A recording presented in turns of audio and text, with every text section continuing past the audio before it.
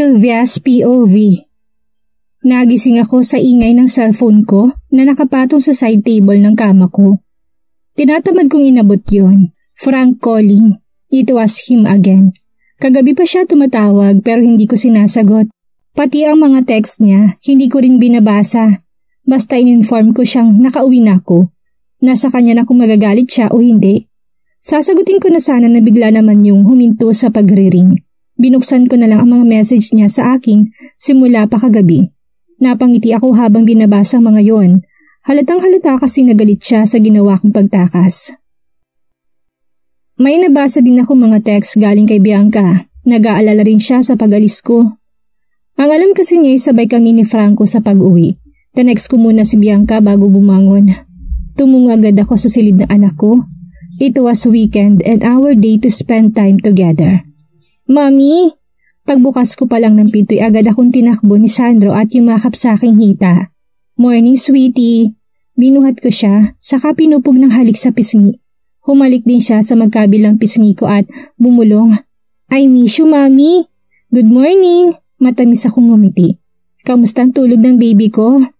Good, good. Then bakit hindi mo ako ginising? Tanong ko pagkaupo ko sa gilid ng kama ng anak ko. Sabi ni nanay, wag istorbohin, Mami. Oh, how sweet my baby is. Pinupog ko ulit siya ng halik sa pisngi at leeg. Mami, stop, stop, kiliti, Mami. Natatawang reklamo niya. By the way, have you eaten your breakfast already? Yup, very good. So, want to join me for breakfast? Yes, Mami. Sabi niya sabay halik sa magkabilang pisngi ko. Kiniliti ko muna siya bago kami lumabas ng silid at pumunta sa kusina. Naabutan ko pa si Nanay Feli na may hinuhugasang pinggan sa lababo. Binati ko siya at niyayang mag-almusal. Inihanda ko mesa at gumawa ng 2 cups of coffee at gatas na paborito ng anak ko. Magana kaming kumakain ng almusal habang ang anak ko naman ay gatas at hotdog lang ang kinakain. Pagkatapos ay nagligpit at naghugas ako ng pinagkainan namin. Pinauna ko na silang mag-ayos dahil aalis kami't manunood ng sine. Yon ang promise ko sa anak ko kagabi. Franco's POV. Hawak ko pa rin ang phone ko at pilit na inaabot siya. Pero hindi niya sinasagot ang phone niya. Kagabi ko pa siya tinatawagan. Shut that woman. Matigas talagang ulo niya. She only informed me na nakauwi na siya but that was not enough. Gusto ko sana siyang kausapin. Hindi ko alam kung bakit. Bumangon na lang ako at naligo. Medyo sumasakit pa rin ang ulo ko dahil sa hangover. Bumalik na lang kasi ako kagabi sa party at nagyayang uminom.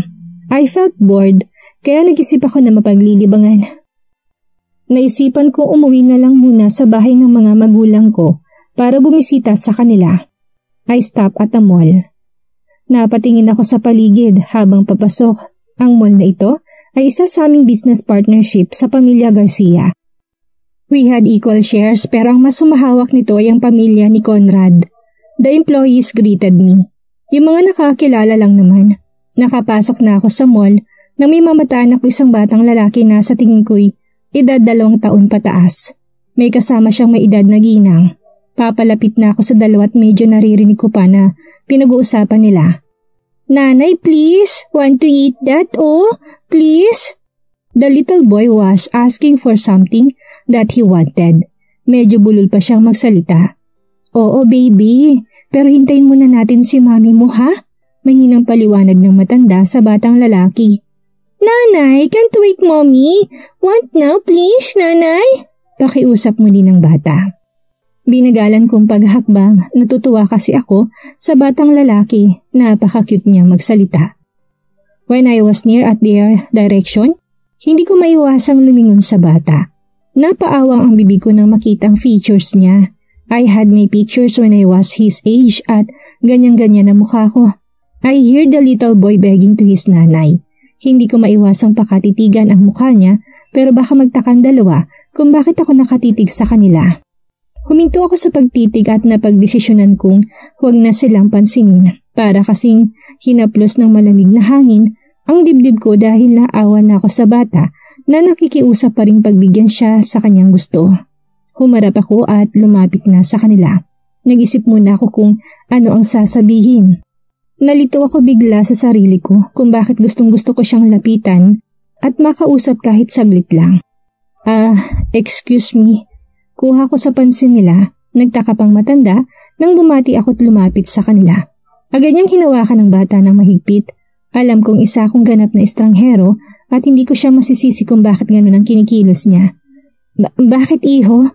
Tanong ng matanda habang hawak pa rin ng kamay ng bata. I'm sorry to disturb you, ma'am, but I just hear your conversation with this little fellow. Natuwa lang kasi ako sa kanya and I just want to help. Paliwanag ko kagad para naman hindi niya isiping masamang tao ako at anytime ay kikidnapin kong batang kasama niya. But I guess ganun pa rin ang kalalabasan ko ngayon. Ganun ba? She said but still looking confused. Yes, ma'am. Ano ho bang gusto ng cute na batang ito? I stared at my mini-me. Peeking at him was like being in front of the mirror at tinitigan ko lang ang kabataan ko. Eto kasing alaga ko, iho. May pinabibili sa akin. Gusto ko sanang ibigay na lang pero ang problema kasi nakalimutan ng mami niyang mag-iwan ng pera. May binili lang siya saglit sa grocery at dito lang kami pinaghintay para hindi mapagod ang batang ito. Paliwanag ng matanda na medyo hindi na nag-aalinlangang makipag-usap sa akin. Okay ho, let me talk to him. Then I faced the baby boss. Hi little bud, magiliw kong bati. Pero inisnab niya lang ako at nag-cross arms at habang nakapout. Hi, bati ko ulit sa bata.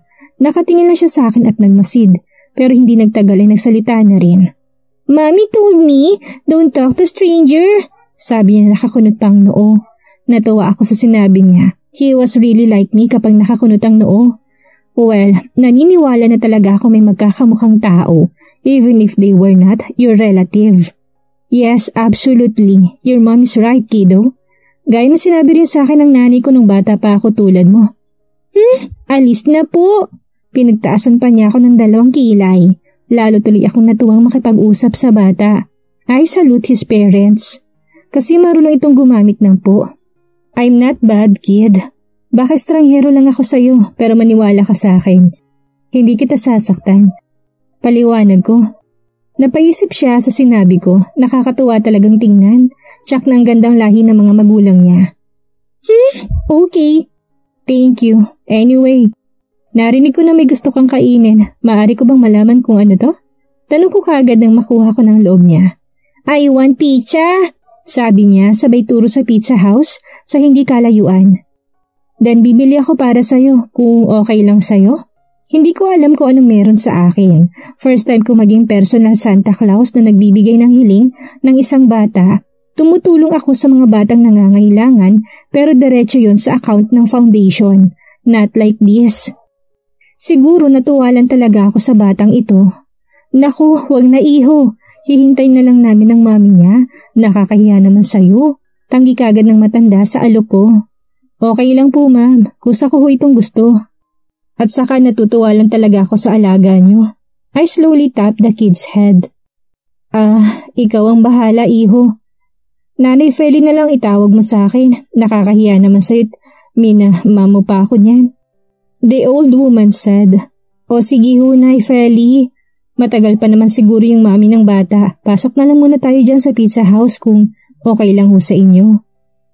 Yes, okay po. Matagal si mami, sabi ng bata. Sabay kindat pa. Sa tuwa ako'y ginulo ko ulit ang buhok niya at pinisilan tungki ng ilong. Ewan kung bakit aliw na aliw ako sa kanya.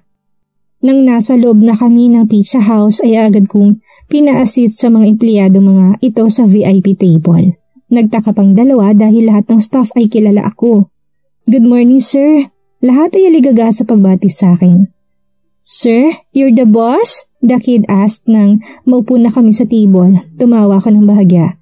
You're free to choose all you want in the menu. Pagbibigay ko ng assurance sa kanila na ikinamangha ni Nanay Feli. May isang waiter na nag-serve kagad sa amin ng special pizza, pasta at drinks. Pagkatapos ay kinuha nitong order ng bata while Nanay Feli refused dahil sobra na raw ang binibigay ko para sa bata. Dinagdagan ko na lang ng 2 klase pa ng pinaka-special offer naming pizza at pinasamahan ko ng additional drinks na good for rin. Ng 4 persons and a bucket of chicken, pizza flavor na patok din talaga sa mga customers namin. Nang nandyan ang mga in-order ay agad ko yung inabot kay Nanay Feli at yung request ng bata. Nagtatatalon pa siya sa sobrang tuwa. Thank you! You're welcome, buddy. Anyway, may I know your name and age? Maghihiwalay na lang kasi kami pero hindi ko pa natatanong kahit ang pangalan niya. Ako si Sandro, magtatatlo na sa susunod na taon. Masyado pa siyang bata pero nakakapagsalita na siya. Kahit medyo bulol ay malinaw naman. I guess matalinong bata to. Okay Sandro, from now on, you can call me Tito. Is that okay? Sure Tito Pogi. Natawa na lang ako. Very good. Malaya kang bumisita muli dito kasamang yung mom, dad at nanay Feli anumang oras na gusto mo. Tapos bibigyan kanila ng discount if ever I'm around. Yes, thank you po. Umabot pa siya ng yakap sa akin at sabay halik sa pisngi ko. I felt glad and something inside me steered on what he did. Yung feeling na parang lukso ng dugo. My heart was beating so fast na hindi ko namamalayan. I didn't know what's happening. It was unexplainable. Naibulong ko tuloy sa sarili ko na sana magkakaanak ako'y katulad ni Sandro. Listo, cute at magalang. Niyakap ko rin siya ng mahigpit. Kinuha ko yung phone ko sa bulsa and I requested Nanay Feli to take some pictures of us. Tito, I want you to meet my mom, sabi ni Sandro maya-maya. Sure, it's my pleasure to meet your mom and dad, Sandro. Minus daddy, Tito. Malungkot niyang sagot na ipinagtaka ko. I don't have a daddy. Bigla ko nahabag. I'm sorry to hear that, sabi ko. Hindi ko naman kasi alam. Okay lang po. Sumigla na rin ang boses niya pagkaraan. Pasensya ka na iho sa katabila ng alaga ko ha, the old woman said. I just nodded. Okay lang ho. Nang makapagpaalam na sa staff ay lumabas kaagad kami. Babalik na lang ako para kunin na ang mga order ko pang pasalubong kina mom. Bumalik kami muli sa kung saan sila nakaupo kanina. May mangilan-ngilan pa rin bumabati sa akin sa paligid. Nagkakwentuhan kami ni Sandra at Nanay Feli nang tumunog ang cellphone ko sa bulsa. Lumayot nag-excuse muna ako para sagutin ang tawag. It was my mom. Asking where was I? Tumawag kasi ako kanina na bibisita ngayon sa kanila. Naghintay ako sandali para ma-meet yung mami ng bata pero sa tingin ko hindi ko na siya mahihintay pa dahil minamadali na ako ni mommy. Nagpaalam na lang ako kina Sandro at Nanay Feli. Maybe next time ko na lang siguro imimit ang mami niya kung may next time pa. Sylvia's POV. Nagmamadali ako sa paghakbang patungo sa kung saan naghihintay sa akin ang anak ko't si Nanay Feli. Natagalan ako sa counter, ang daming nag-groceries dahil weekend. Nang mamataan ko sila'y biglang kumunot ang noo ko. Nagtataka ako kung saan galing ang mga pizza na nasa tagiliran nila. There were 3 large boxes of flavored pizza na alam kong mahal. May isa pang bucket of chicken pizza and also a drink. Hindi nila ako napansing lumapit dahil busy sila sa pagkain ng pizza. Nagbubungis-ngisan pa at sarap na sarap sa pagkain. Excuse me, pwedeng malaman kung saan galing ang mga yan? Namewang ako sa harap nila. Hi mommy, want to eat? Nakangiting alok ni Sandro, not minding my question. Tiningnan ko si Nanay Feli. Iha, alam kong nagtataka ka kung bakit kami nagkaroon ng mga ito.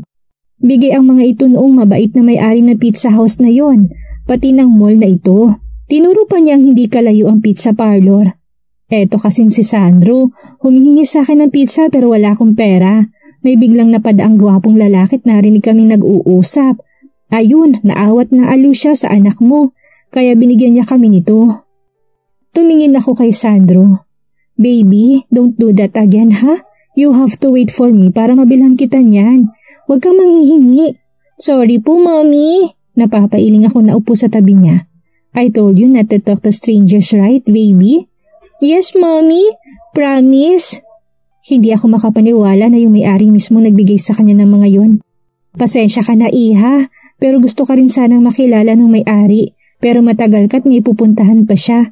Sayang nga eh. Kung nakilala mo sana siya, malalaman mo mabait siya. Napailing ako. It was impossible.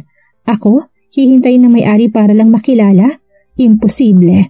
It was Monday morning and time to face my boss. I knew may kasalanan ako sa kanya. I had to face him kahit pa hindi ko alam kung paano kikilos sa harap niya ngayon. I clean his office kahit pa malinis naman yon. Nagpunas ako sa mesa niya at inarrange ang mga papeles doon. I also rearranged his bookshelf. Pagkatapos kong maayos ang office niya, lumabas na ako. It was time to clean my table too. Pagkatapos kong maglinis ay pumunta ako sa coffee maker at gumawa ng sarili kong kape.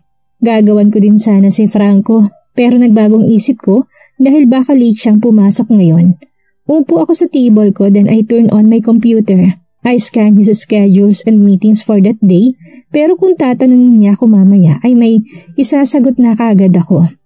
Then I proceeded to my unfinished works noong Friday kasi maaga niya akong pinauwi ng araw na yon. Actually, matagal pa naman ang deadline ng ibang pinapagawa niya but I had to work on it in advance para hindi magkanda patong-patong ang trabaho ko. Pagkatapos tapusin ng mga file na yon, agad kong sinave to sa aking USB drive. Pagkatapos ay nagpatuloy ako sa aking iba pang papeles. Saktong 1 oras ko natapos lahat.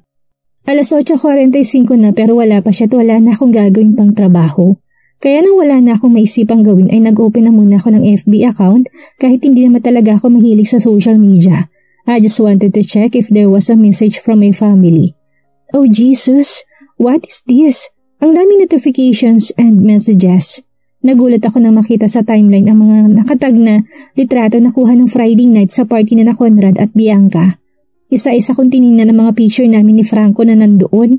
Magka-holding hands, embrace, sweet gesture, pati yung pictures with Clara.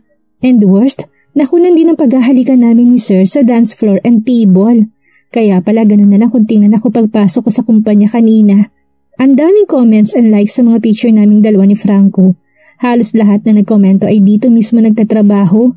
Oh shit, ano pang mukhang ipapakita ko sa kanilang lahat? Tsak na mas pag-uusapan na naman ako sa buong kumpanya. My God! Sylvia, bigla akong napangat ng tingin. Is there any problem? Nagtataka siguro si Franco sa mukha ko na sobrang balisa. Wala ho sir. Automatikong kumilos ang kamay ko at binaba ang cellphone. He continued walking to his office. Nabiti lang ang paghinga ko nang huminto siya at lumingon ng bahagya sa akin. Coffee at my office now. Coffee na naman.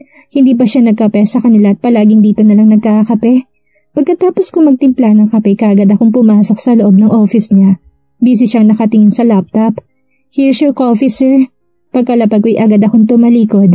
Sylvia, tawag niya na ikinahinto ko. Oh, are you so in a hurry? Sabi pa niya. Napabuga ako ng hangin, saka lumingon sa kanya. Anything you need, sir? I asked him in a normal tone. Boss, nagtaka ako. Ha? Don't call me sir. Ano namang pinagkaiba nun? Sir and boss are just the same, Mr. Vergara. Sambit ko. Mas sweet ang boss than sir. Napamaang ako sa sinabi niya at biglang may naalala. I think alam mo nang kumakalat ng mga picture natin. Kumakalat? Picture? Patay mali siya kung tanong. Those intriguing pictures na kumakalat ngayon sa social media. So he knew it and saw it already? Nakakahiya. Shit. Oo, pero bakit kumalat ang mga yun? Namumula kong tanong. Remembering our intimate pictures, lalo na yung magkalapat ang mga titig, labit mga dibdib namin sa isa't isa. Ang lahat ng ito'y dahil sa media na itinampok ang buong engagement party. Si Conrad at ang kanyang pamilya ay isa sa mga pinaka-maimpluwensyang pamilya sa mundo ng negosyo. Alam ko na yan dati, nabasa ko na yan sa sikat ng mga magazine. So don't you remember that your escort is also a bachelor and one of them? Of course, I knew. Ang tanga ko talaga, hindi ko naisip kaagad yan. Hindi ko naman kasi inaasahan na may media doon. Shit, those media. Wala silang ibang ginawa ko hindi ang manira ng puri ng mga inosenteng taong tulad ko. Paano na yan, sir? Masisirang image nating dalawa't hindi ako sanay na ma-issue, lalo pa sa'yo. Hindi ako halos makatingin sa kanya ng maayos. I said, boss. Paano na ako? Iba na kagad ang tingin sa akin ng iba. Iisipin nila na madali ako makuha. Isang whore, isang desperadong empleyado at hindi mo kailangang mag-alala ng labis. May eyebrow arc? At bakit? Either you accept na magpanggap na lang na totoong may tayo so that they will stop the issue. What? Are you out of your mind, sir? Do you believe na papayag ako sa suggestion mo? Parang dali para sa'yo ng lahat I didn't mind kung sino kausap ko and I didn't care kung anong nasasabi ko. He smirked para natuwa pa siya sa sinabi ko. Well, pareho naman nating hindi nakalang lahat. Let them think whatever they want.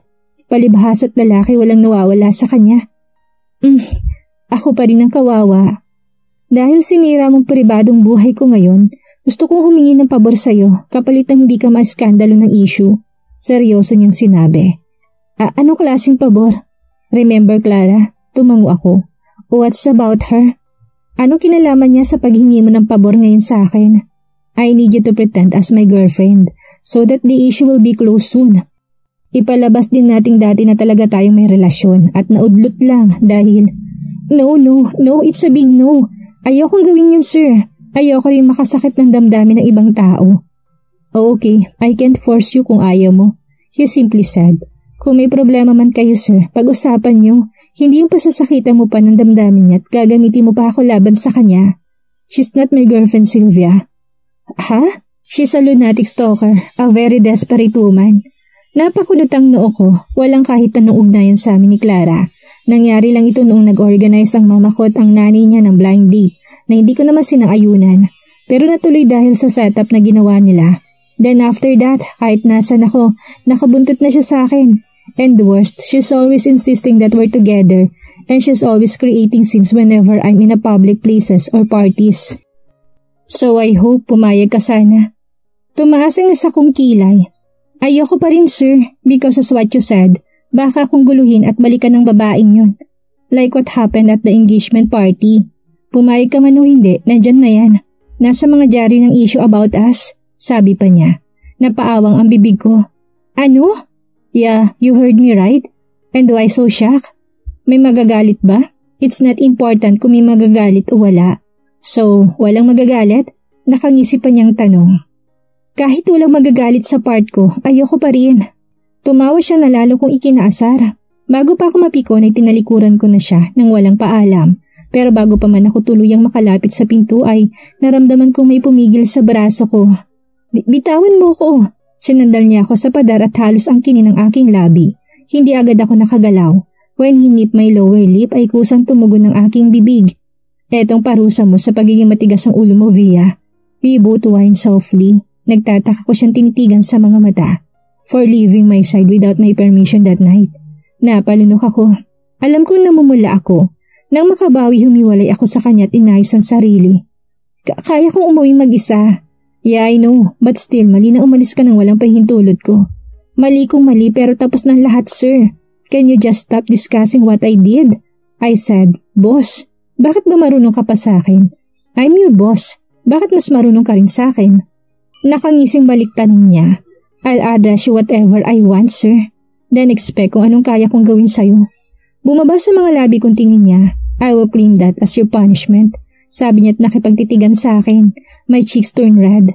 As if mauulit pa. No way. Tinalikuran ko na kaagad siya. Bago pa man ako tuluyang makalabas ay narinig ko siyang may sinabi. Yes, boss. Humanda ka dahil may meeting na dapat nating daluhan bandang 10:30. Sabi niya na medyo nagseryoso na. Sinilip ko siya ng bahagya. Ikaw na lang, and will you please stop calling me that way? No, I need you there. Sagot niya at para bang wala siyang ibang narinig. Inirapan ko na lang siya. Before I left his office, meron pa siyang pahabol. Hiniling niya sa akin na tapusin at ayusin ang mga mahalagang papeles bago ang nasabing pulong. Kaya kagad akong humarap sa computer at ginawa ang sinabi niya. I decided to send him a text message when I already finished it. Tinatamad kasi akong pumasok sa office niya para lang sabihin tapos ko na. Kakasan pa lang ng mensahe ko na may tumawag sa linya ng telepono. Agad ko yung sinagot. Bakit hindi ka pumasok sa opisina ko sa halip na magpadala sa akin ng text message? Ayoko lang istorbohin ka. Sinubukan kong huwag mautal dahil ang toto'y iniiwasan ko na talagang lumapit sa kanya. Okay then. Will you bring that to Jackson at papirmahan mo sa kanya ang dapat niyang pirmahan? Okay. Pagkasabi kaagad ko ng binaba ang tawag, habang naglalakad sa hallway ay panay ang tingin sa akin ng lahat ng empleyadong nadaraanan ko. Ganon din ang eksena sa elevator. I just didn't mind them. Alam ko naman kasi kung bakit, and of course, I didn't blame them. Huwag lang nila akong paringgan dahil ibang usapan na yon. Agad akong lumabas ng elevator nang bumukas na yon. Dumiretso ako sa office ni Jackson. I guess he was expecting me. Alam kasi kagad niyang pinunta ko doon. Nalaman ko na siya palang dapat kasama sa meeting pero hindi siya pwede, kaya akong isinasama ng kaibigan niya. So you two are dating? Naguluhan ako sa tanong niya. Ha? The most talk of the town, yung balita at yung mga picture niyo ni Frankong kumakalat. He asked while signing the papers. Actually, ano bang isasagot ko? We are not dating, Jackson. That's only an issue. Walang katotohanan. We're just pretending kasi nakiusap siya sa akin. Bakit hindi niyo nalang totohanin? After all, we're good together. Good together? At bakit naman niya nasabi yun? Umiling-iling ako. Nagpapanggap lang kami para tigilan daw siya ni Clara. Napatango siya but it seems like he was not convinced. Nang matapos niyang pirmahan ng lahat ng mga papeles ay agad na akong nagpaalam sa kanya para hindi na humaba pang usapan namin. Pero paglabas ko ng office ni Jackson, ang siya namang nakakasalubong ko'y si Divine. May kasama siyang 3 pang close friend namin. Kaya hindi maiwasang may nagtanong kagad sa akin kung totoo ba yung bali-balita about me and the CEO. Hindi ko sila sinagot at tumatawang nagpasaklolo kay Divine. Ay niyo alam na niya ang issue dahil mahilig siya sa social media. Hoy mga bruha, huwag niyo guluhin yung kaibigan ko. Ano naman ngayon kung totoo? Bakit isa rin kayo sa inggit no? Pagtataray pa ni Divine. Grabe ka naman, para nagtatanong lang, sagot ng dalawa. Sasagutin pa sana ni Divine pero pinigilan ko na lang. Alam mo Via, bagay kayo ni Sir, sabi naman ng isa na pinakachismosa sa department namin. Oo nga, may chemistry, sabi rin ng isa. May chemistry pa kayong nalalaman dyan? Ano sila? Subject sa science? React naman ni Divine na ikinatawa ng 3, pati ako'y natawa rin ng bahagya. Oo, mauna na pala ako sa inyo. Eto kasi tukoy ko sa dalang files. May pinapirmahan kasi ako kay Sir Jackson at kailangan na kasi ito ng CEO ngayon. Busy ka na talaga. Wala ka ng time sa aming makipagkwentuhan. Pero okay lang. May ibang araw pa naman, diba? Divine said while raising his eyebrow. Yeah, maraming. I wink. So bye for now, girls. Bye-bye. Nakaayos na lahat at pati na rin ako. Hinihintay ko na lang lumabas si Franco para sa 10:30 AM meeting na sinasabi niya. Nag-open ulit ako ng FB account ko. Kung kaninang pag-open ko'y ang daming notification and messages, lalo naman ngayon. May GC pang ginawa si Divine at yun ang inopen. Kaya pala hindi man lang ako kinukulit ni Divine. It was because Bianca and Alexa fed him too much information. At paano sila naging close ni Alexa? Nalaman na rin pala ni Divine na ikakasal na si Bianca kaya nagulat din siya at nagtampo. All his questions were already answered by Bianca. Nagbasa ako ng mga comments sa uploaded pictures ng Gossip Mega Magazine. Lamang sa mga nabasa ko ay magagandang komento sa mga hindi kilalang tao. Pero napapataas talaga ng bahagyang kilay ko every time na makakabasa ng mga negative comments from other netizens. Papansin daw ako, pa-famous, shit, wala silang alam. I knew and I admit that it was also my fault. Hinayaan ko si Frankong halikan ako sa mga labi.